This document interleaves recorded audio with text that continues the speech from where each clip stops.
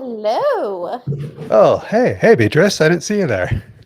God, I feel like this has been a minute. It has been.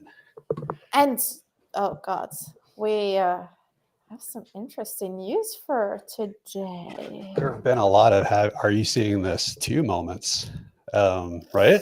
Like constant ones. Yeah, I mean, isn't there always like this? There's always some fresh news, something going on. But Yeah. Aaron, what have we got this week for Let's our dear listeners? let's pick the biggest, most controversial one there is now. Let's not. There's enough controversy out there, but this is controversial in its own way.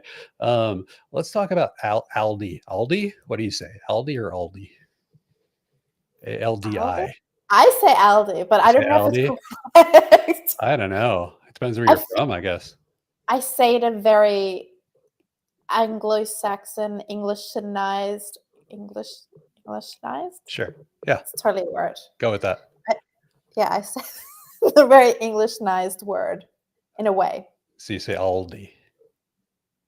Okay, it's a German background, right? So it's like Sure. Aldi. Okay. Aldi. Okay. Well, we'll try to stick with Aldi. All right. So you're seeing this, right? So Aldi, for the first time, is taking. All right. Back up a second. Have you ever shopped at an Aldi? Oh yeah.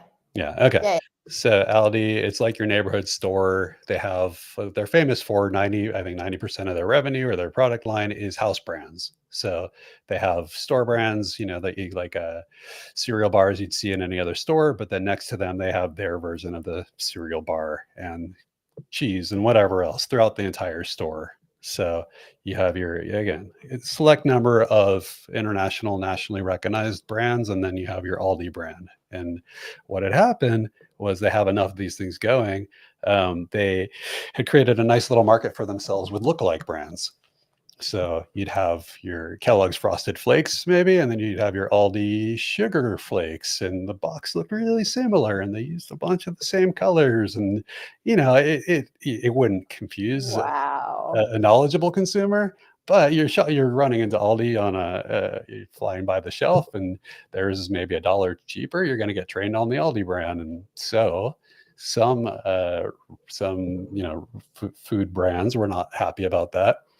The makers of Oreo, for example, put out the way I'm understanding it, a pretty significant lawsuit saying no more doing that, no more imitation brands. Go do. You can still have sandwich cookies, but you got to go a different way with it. And so for the first, fair. well, I mean, you would think, right? You can't. Warfare. It doesn't fall under Parity Act. You're selling a product. So close enough. So for the first time, Aldi is saying, okay, the 90% of our products that are house brands, let's just call them Aldi. And so they're going to put their own name on the brands and call them Aldi Signature or Aldi something or so I don't know. First, let's just go with that. What do you think about that? I think Aldi was doing this as a low-key like psychological warfare. So you don't know it, but you're used to, say for example, you're used to buying a certain kind of brand. But when Aldi came in, like they intended for it to be, the lower cost, and you have a limited selection of items compared to a normal supermarket where, there's tens of thousands of different varieties, different brands and everything. But since you're already used to a certain brand, if they make the packaging slightly similar, of course you're just going to be like, oh, obviously this is going to have probably the same kind of taste or same kind of qualities that I love with that certain brand. Like it works the same way with the brand perception. Mm-hmm. As soon as you link your mind to a certain idea, so say for example, I really love peanut like M&Ms, but you see another brand, they start associating, say for example, pancakes, and they put those peanut butter peanut M&Ms on the front. Yeah, the ingredient brand carries over. That thought in your mind already like linked the flavor, maybe it's linked to memory, maybe like, so all of these things have become associated to the brand, and they've essentially been stealing that, which is Yeah. great, but it's it's stealing that association, which other brands are not necessarily going to be happy about. Yeah. And it can be confusing if you have a lot of different brands, and this will be more so the case in like B2B or service-based businesses. Yeah. Well, yeah, this is a in this case, it's a question of, to make it up example, but you have your M&Ms on the shelf, and then you have your N&Ns right next to them, and that's the store brand, right? Oh But yeah, now they're going to be called Aldi Peanut Crunches or something separate, to designate, which I kind of think, and I do think it carries over to the B2B or service-based business mindset, is when you start to put things under enough different brands or enough different names, or you can cause confusion with your own, let alone consumer, or your target market, but let alone your own customers, about what is even your company when you start to diversify, but everything's got to have its own look and brand and feel. You know what I mean? exactly. I mean, so say for example, if you're an accountant, and then suddenly you're like, okay, yeah, I also want to be specialized or focus on tax. Yeah. Let's try to take advantage of like this audience, and you set up a new company, give it a brand new name, and suddenly you've got, say for example, customers coming for that specific brand, and then you've got your original customers, but they're not associating them, they're Right. not linking them in their mind because there isn't that connection. So say Right. for example, if it's like, say what Aldi has done now, which makes things so much more clear, it's one consistent overarching brand, and then you can have different ways of associating them. So like maybe having, in the case of Aldi, like Aldi and small text underneath, like Yeah. same as how hotels do it. Star, my brain is blanking, like Mhm. the different kinds of Sure. accor, There's like the Marriott, the the Courtyard, and the Marriott, Marriott, the higher end Marriotts, and you're talking about using Aldi as the cornerstone of all of it. So you have your it's a Aldi, consistency. it's the signature, which is maybe the nicer ones, and the Aldi, I don't know, Grab and Go. I don't know if that's a trademark, but Aldi Grab and Go is the fresh food that you get on the way Exactly. out type of thing. But it's all And tying this is it the back same to thing. one unified name. Exactly. And that's the same thing you can do with your service-based business. So say for example, if you have multiple things that you want to get associated, or multiple even audiences, right? Yeah. It's like, okay, what is that core brand? What is that thing that we want people to associate to the business, the overarching business? Right. And then from that, if you really like, I would make sure your business is properly established before we even start playing with like having sub brands and Right. being like, okay, let's just use Aldi as if it was a service-based business, right? So like Aldi, Aldi accounting, Aldi tax, Aldi consulting. Yeah. You've got that Yeah. one name in your head. Totally agreed. And there's a few exceptions, like, if you get into something where you have an arm of your company that can give legal advice, whether it's for investing, but then you have an arm that doesn't give legal advice and an arm that has a philanthropic edge. Like, of course, you're going to want to create some distinction between those companies for more for legal reasons. But the majority, I'd say, we'll stay with the 90%. 90% of companies would essentially be better off by consolidating under something familiar, especially on the It B2B service-based side. it depends on how established each of those brands is. Yeah. So say for example, if you've got, say for example, two businesses joining together as a partnership, and each business has been around for, you know, a decade, 2 decades, Mhm. it's more dangerous to bring them together and create something completely No, different that's a good point. Yeah. than it is to, for example, attach. the names together, or putting like meshing the logos together or something like that, like, so that there's still that core association. You're not losing that trust, you're not losing that loyalty, but people are suddenly aware that, hey, there's now this partnership, I can now also access this service Right. for some kind of discount or something like that. Yeah. Well, and you see that all the time in B2B or in B2B tech. You see like all of a sudden it says an Intuit company, or brought to Hmm. you by Intuit or something.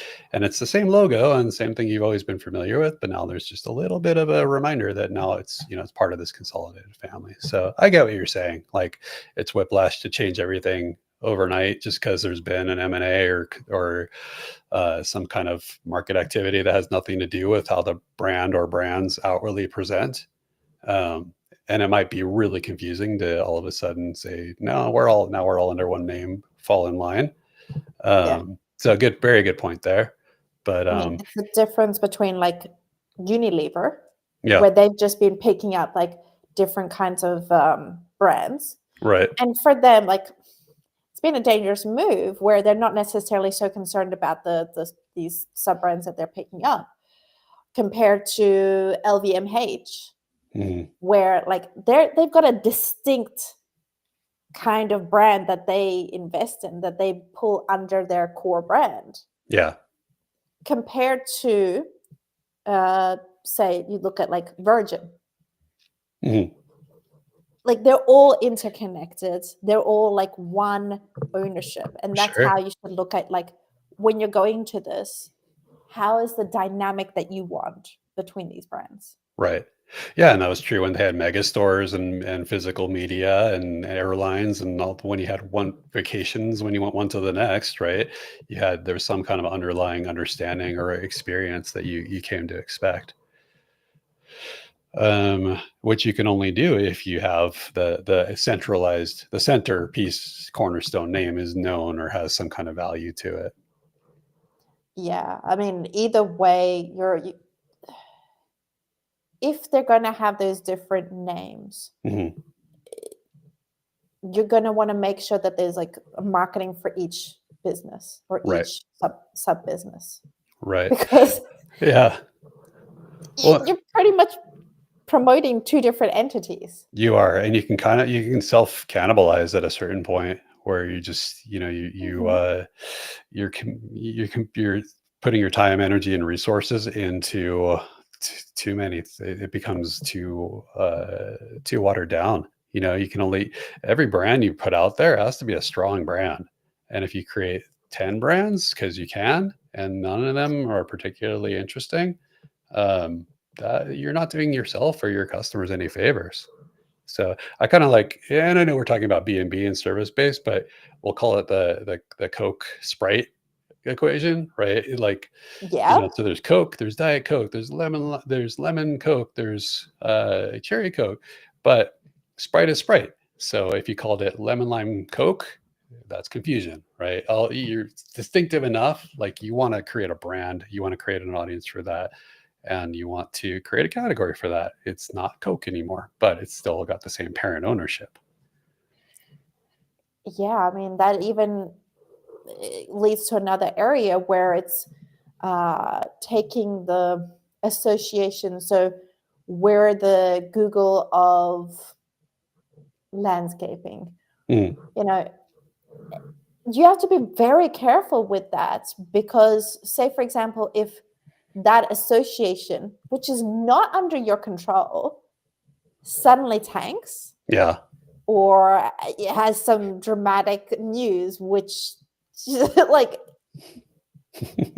that will rub off on your business, because you've been using this for like 5 years, 10 years, or whatever. We're like the so and so, and they're like, oh, really? If so, if you're the so and so of this business or of this industry, Yeah. does that mean also like you do these kinds of things? Going back to that copycat model. Yeah. We're the cheaper version of this brand or this company you already know. That's a dangerous proposition God, because that yes. company could become the cheaper version of themselves. And then what do you do from there?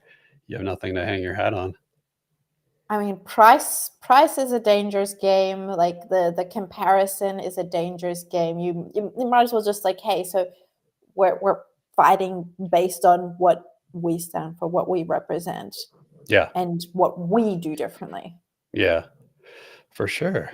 Well, we went Damn. around the world and back on that, but This was all a feisty one. it was, but all like we kicked off because Aldi is taking their brands that have been lookalike copycat, sub brands and consolidating them under the Aldi umbrella.